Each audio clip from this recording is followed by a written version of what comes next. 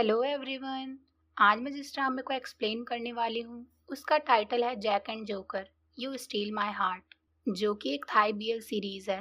तो चलिए शुरू करते हैं। एपिसोड की स्टार्टिंग में बहुत सारे आदमी एक आदमी को ढूंढ रहे होते हैं और दूसरी तरफ एक लड़का अरान नाम के लड़के के पास आकर उसे बताता है कि मिसिंग नेकलेस के अलावा जो भी ज्वेलरी हमने डेटर से कलेक्ट की थी उन सबको फेक ज्वेलरी से बदल दिया गया है। ये बात सुनकर तो अरान वहां खड़े सिक्योरिटी वालों से कहता है कि मैंने तुम्हें इतने सारे पैसे पे किए हैं पर तुम एक सिंगल चोर को भी नहीं पकड़ सकते, और अगर ये बात मेरे डैड को पता चली तो तुम सब मारे जाओगे, इसलिए जल्दी से जल्दी उस चोर को ढूंढो। वहीं दूसरी तरफ ड्रामे का first main lead joke stairs से भाग रहा होता है और वो सब आदमी जोक के पीछे उसे पकड़ने के लिए भागते हैं। उन सब आदमियों से बचता हुआ जोक एक रूम के अंदर आ जाता है। वो थोड़ी चैन की सांस लेता उससे पहले ही वहां ड्रामे का सेकंड मेन लीड जैक उसे पहचान लेता है और बोलता है, क्या ये तुम ही हो जोक? और ये सीन यहीं कट हो जाता है। अगले सीन में हम जोक को एक क्लास में देखते हैं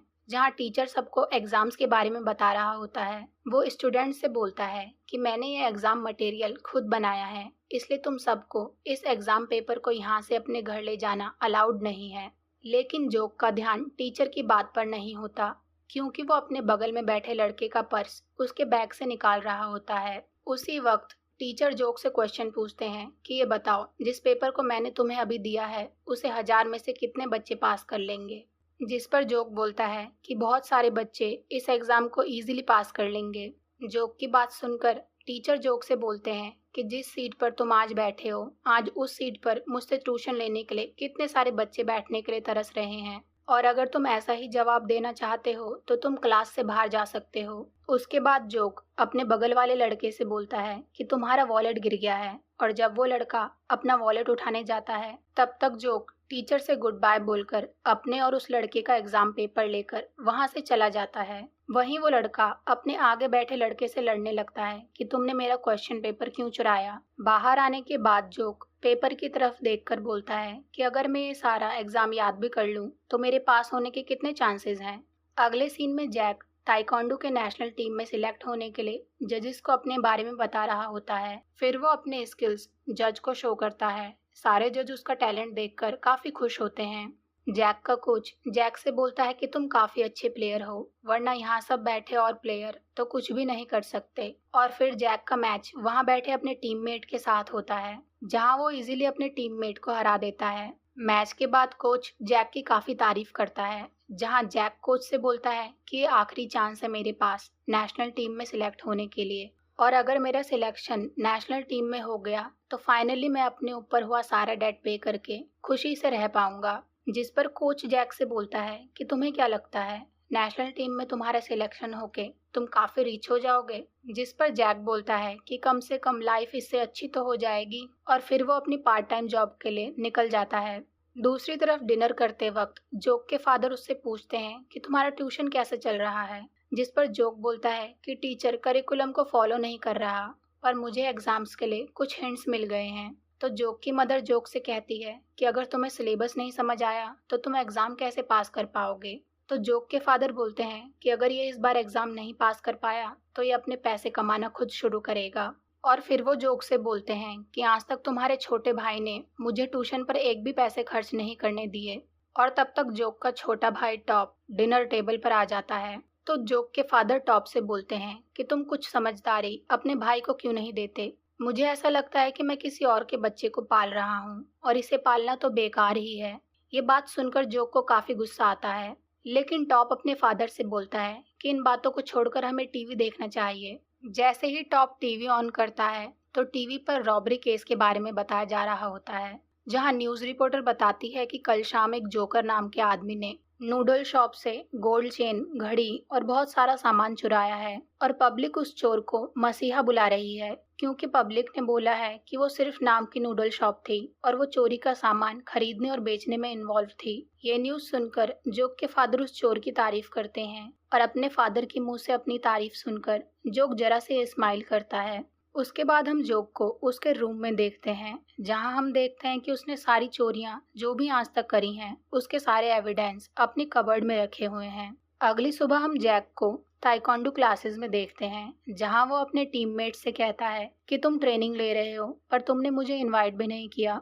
तो उसका एक टीममेट बोलता है कि ये ट्रेनिंग कम और पिटाई ज़्यादा है। तभी जैक देखता है कि एक लड़का उसके दूसरे टीममेट को काफ़ी मार रहा है। तो वो अपने टीममेट को बचाने के लिए बीच में आता है और उस लड़के से कहता है कि अगर तुम ट्रेन हो रहे हो तो तुम अपने लेवल पे किसी और को ढूंढो। और उसके बाद जैक और उस लड़के के बीच काफ़ी ज़बरदस्त फाइट होती है, जिसमें वो लड़का जैक को बार बार टीज करता है और आखिरी में जैक उस लड़के से हार जाता है। वो लड़का जैक से कहता है, चाहे तुम कितनी भी कोशिश कर लो पर तुम मुझे नहीं हरा सकते। वो जैसे ही पलटता है तो जैक उस पर अटैक करने की कोशिश करता है, लेकिन इस बार भी जैक फिर से हार जाता है। वो लड़का जैक की गर्दन को पीछे से पकड़कर काफी टाइटली दबाने लगता है, लेकिन तभी वहां पर कोच आ जाता है, जिसकी वजह से वो लड़का जैक को छोड़ देता है। और फिर वो जैक से बोलता है कि मान लो कि तुम मुझे नहीं हरा सकते, क्योंकि हम दोनों के बैकग्राउंड्स बहुत डिफरेंट हैं। मेरी फैमिली ने मुझे बचपन से सपोर्ट किया है और तुम्हारी फैमिली इससे ज़्यादा कुछ नहीं कर सकती।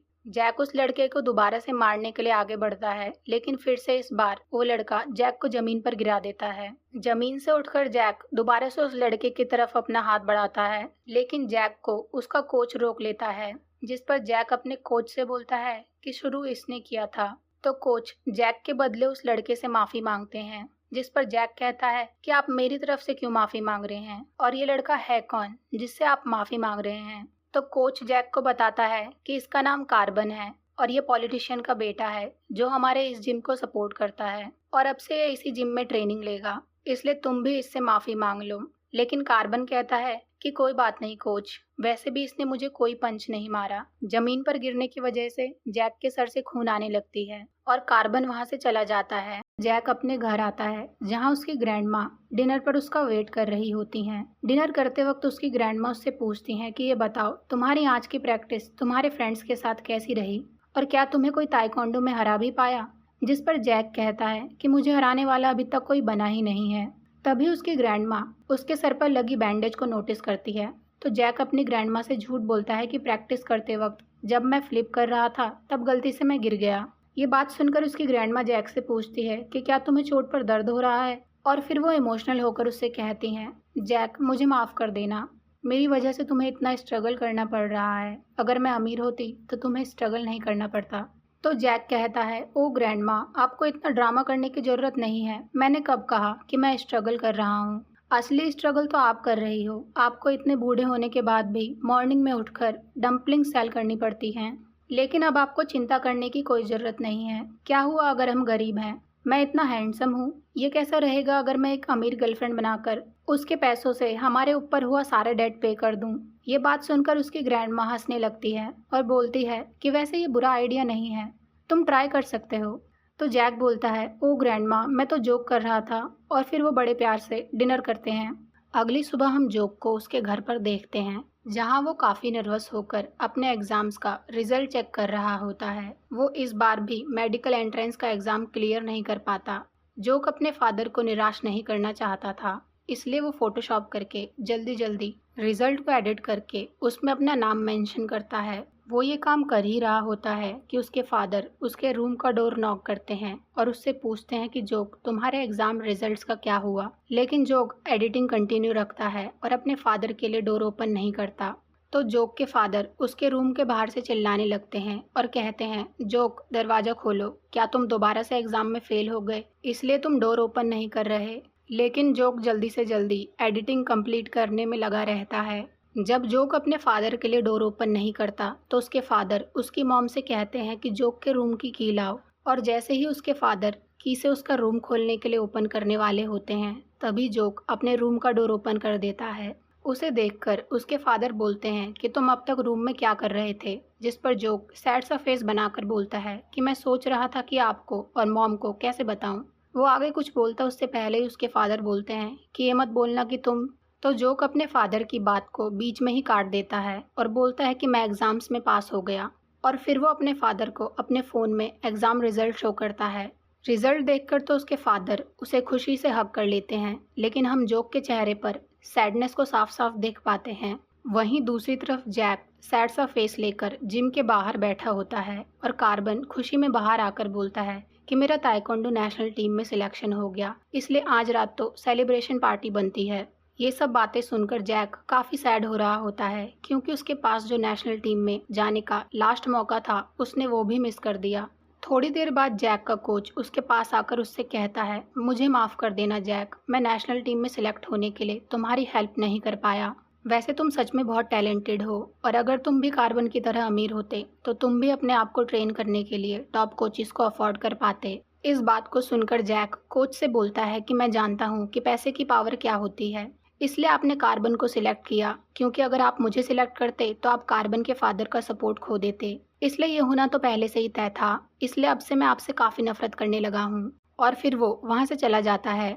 जैक के वहाँ से जाने के बाद उसका कोच काफ़ी दुखी हो जाता है। उसी रात कार्बन अपने फ्रेंड्स के साथ नेशनल टीम में सिलेक्ट होने के सेलिब्रेशन पार्टी कर रहा होता है, और हम वहाँ पर जैक को भी देखते हैं जो उसी बार में वेटर का काम करता है। जैक को टीज करने के लिए कार्बन उसे अपने पास बुलाकर उसे अपने लिए ड्रिंक बनाने को कहता है, और कहता है कि ड्रिंक थोड़ी स्ट्रांग बनाओ, ये तुम्हारे चेहरे की तरह बिल्कुल वीक लग रही है। उसके बाद कार्बन अपने फ्रेंड्स को बताता है कि ये जो लड़का मेरे लिए ड्रिंक बना रहा है वो मेरा फ्रेंड है, और हम एक साथ ताइक्वांडो ट्रेनिंग करते हैं, और ये मेरी तरह अमीर नहीं है, इसलिए ये इतनी मेहनत करता है। और ये बहुत शर्म की बात है कि इसका नेशनल टीम में सिलेक्शन नहीं हो पाया। और उसके बाद कार्बन और उसके फ्रेंड्स जैक को उनके साथ ड्रिंक करने के लिए बोलते हैं, लेकिन जैक वहाँ से ये बोलकर चला जाता है कि मुझे और भी टेबल्स को चेक करना है। उसी बार में हम जोक को भी ड्रिंक करते हुए देखते हैं, जहाँ जोक कार्बन और उसके फ्रेंड्स की सारी बातें सुन रहा होता है। थोड़ी देर बाद जोक जैक को अपने लिए ड्रिंक बनाने को कहता है, तो जैक जोक के लिए ड्रिंक बनाता है।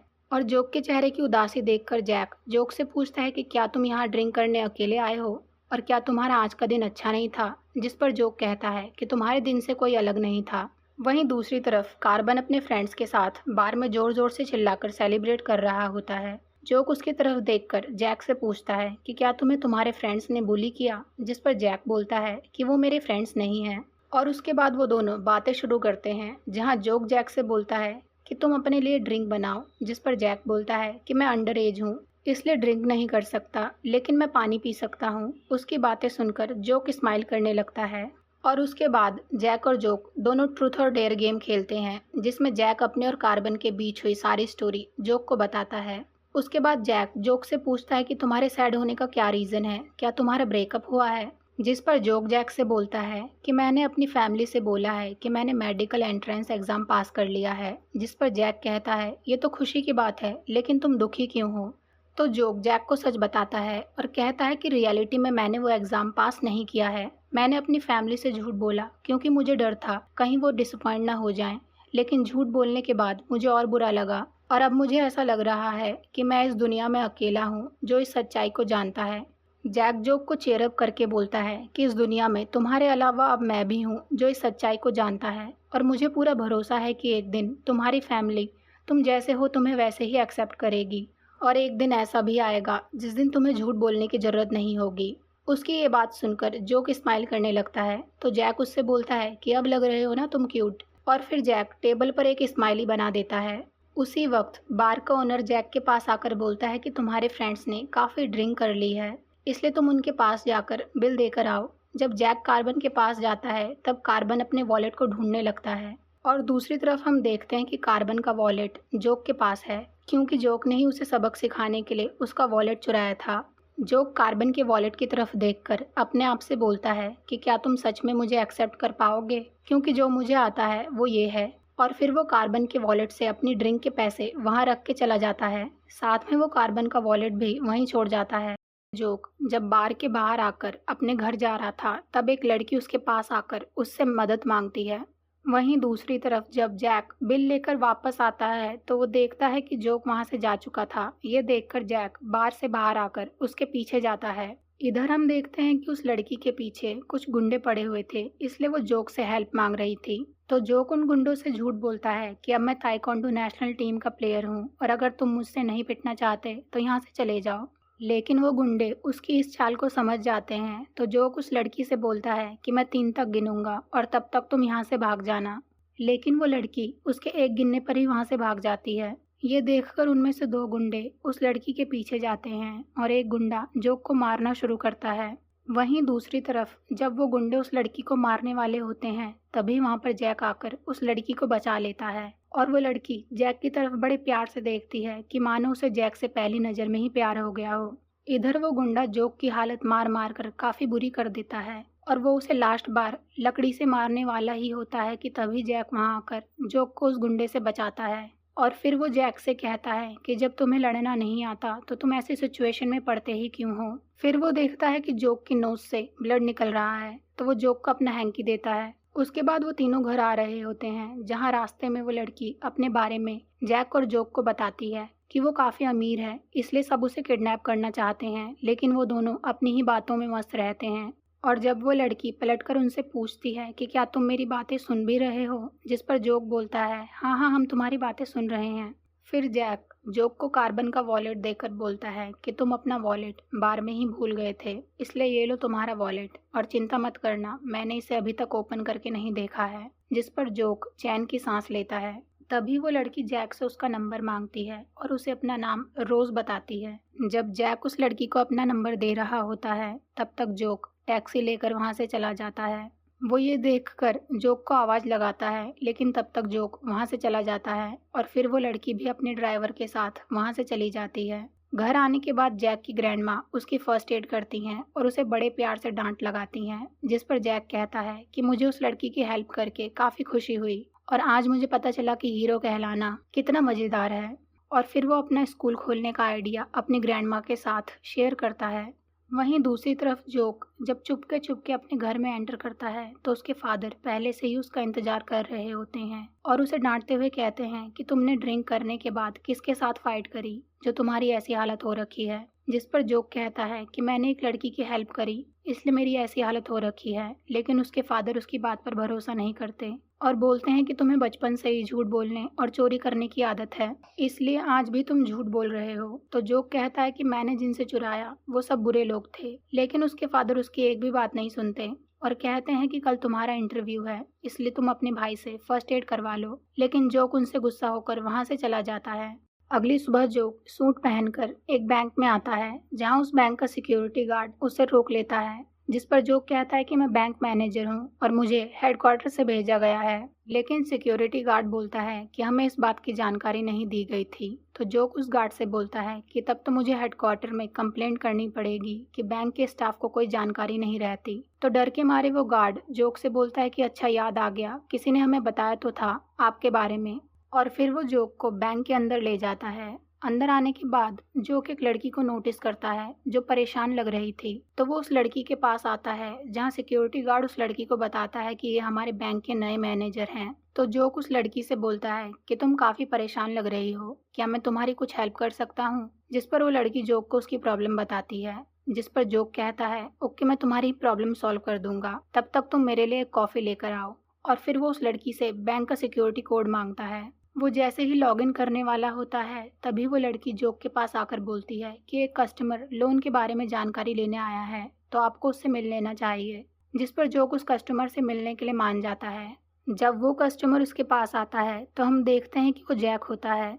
जोक को देखकर जैक खुश हो जाता है और बोलता है कि तुम बैंक मैनेजर होने के बाद भी तुम्हारी फैमिली तुमसे डिसअपॉइंट होगी, इस बात की चिंता करते हो। तो जोक उससे पूछता है कि तुम्हें लोन की क्या जरूरत है। तो जैक उसके साथ अपना आइडिया शेयर करता है कि वो एक फाइटिंग स्कूल बच्चों के लिए खोलना चाहता है जिससे समाज की बहुत ज़्यादा हेल्प हो जाएगी। जोक उससे पूछता है कि तुमने पहले यहाँ पर लोन के लिए अप्लाई क्यों नहीं किया। जिस पर जैक बोलता है कि मुझ पर पहले से ही एक लोन है इसलिए मुझे किसी भी बैंक ने लोन नहीं दिया, लेकिन जब मुझे पता चला कि ये बैंक मुझे लोन दे सकता है तो मैं यहाँ पर आ गया। ये बात जानकर जोक उसका लोन अप्रूव कर देता है और कहता है कि मैं अभी तुम्हारे लिए पैसे लेकर आता हूँ। इसके बाद जोक पैसे लेने के लिए रूम में चला जाता है जहां वो काफी ध्यान से एक तिजोरी खोलता है और वहां रखे सारे पैसे अपने बैग में डाल लेता है और वापस आते वक्त वो जैक को भी उसके पैसे दे देता है। पैसे देखने के बाद जैक बहुत ज्यादा खुश हो जाता है और जोक को गले से लगा लेता है। जोक थोड़ा नर्वस हो जाता है तो जैक बोलता है मैं तुम्हारा नाम तक नहीं जानता। जोक उसे अपना नाम बताता है, जैक भी अपना नाम उसे बताता है। जैक अपना कॉन्टैक्ट नंबर उसके साथ शेयर करने के लिए पेपर पर लिखता है, लेकिन तब तक जोक वहां से चला जाता है। जैक बाहर आकर अपनी ग्रैंडमा को कॉल करके बताता है कि उसे लोन मिल गया है। रात को जब जैक घर पहुंचता है तो वो देखता है कि पुलिस की गाड़ी उसके घर के आगे खड़ी है और उसकी दादी से पूछताछ हो रही है। तो पुलिस जैक से बोलती है कि बैंक में आज चोरी हुई है और उसी टाइम पर तुम बैंक में लोन लेने गए थे। लेकिन जैक बोलता है कि उसने लोन लिया था जो आज ही अप्रूव हुआ था, तो वो उसी के पैसे हैं। लेकिन पुलिस उसकी कोई बात नहीं सुनती। तभी वहाँ पर जोक आ जाता है और जैक को अरेस्ट होता देखकर उसे काफी बुरा लगता है। जोक घर पहुंचता है तो उसके फादर उसे थप्पड़ मारते हैं और उसकी मॉम उससे पूछती हैं कि तुम्हें ये आउटफिट कहाँ से मिला। जोक के फादर उससे बोलते हैं क्या तुम फिर से चोरी करने लग गए, और उसकी मॉम बोलती हैं कि प्लीज़ ये सब मत करो, अंदर चले जाओ। तो जोक बोलता है मैं अंदर नहीं जा सकता, और फिर वो अपने फादर और मॉम के पैरों में झुक जाता है। जोक के फादर बोलते हैं क्या तुम हमारे साथ मजाक कर रहे हो। तो जोक बोलता है नहीं, जो आप चाहते थे मैं वो नहीं बन पाया। मैं सिर्फ 2 चीज़ों में अच्छा हूँ, झूठ बोलने में और चोरी करने में। तभी जोक के घर पर पुलिस की गाड़ी आती है और जोक उन्हें बता देता है कि उसने ही बैंक की चोरी करी है और उसी का नाम जोकर है। उसके फादर बोलते हैं प्लीज़ तुम फिर से झूठ बोलो कि तुमने ये नहीं किया है, लेकिन जोक सच बता देता है। पुलिस जोक से पूछती है क्या तुम्हारे पास कोई टीम नहीं थी, तुमने अकेले ही ये सब किया। तो जोक बोलता है हाँ, मेरी कोई टीम नहीं है। उसके फादर बोलते हैं क्या तुम्हें शर्म नहीं आई। जोक बोलता है नहीं, मैंने ये सब लोगों की मदद करने के लिए किया। जोक के कन्फेस करने के बाद जैक को छोड़ दिया जाता है और वो अपने घर आ जाता है। तभी उनके घर का दरवाजा नॉक होता है और एक आदमी सामने आता है जो उसकी दादी को ग्रीट करता है और पूछता है क्या तुम्हें पैसे मिले। जैक बोलता है नहीं। तो वो आदमी बोलता है क्या तुम्हें कंडीशन मंजूर है। जैक बोलता है हाँ, लेकिन दादी उसे रोक लेती है और बोलती है जैक को मत ले जाओ, मुझे लेकर जाओ, जैक को अपनी जिंदगी जीने दो। लेकिन जैक दादी को रोकता है और उन आदमियों के साथ चला जाता है। दूसरी तरफ पुलिस भी जोक को हथकड़ी लगाकर अपनी कार में बैठाती है। जोक अपना रुमाल निकालता है जो उसे जैक ने दिया था और मन में बोलता है कि अगली बार जब मैं तुमसे मिलूंगा तो मैं तुमसे माफी मांगने के लिए सब कुछ करूंगा। वहीं दूसरी तरफ जैक अपने मन में बोलता है कि मैं यही चाहता हूँ कि हम फिर कभी ना मिलें। और ये एपिसोड यहीं एंड हो जाता है। अगर आपको वीडियो पसंद आई हो तो वीडियो को लाइक करके चैनल को सब्सक्राइब करें। Thank you for watching.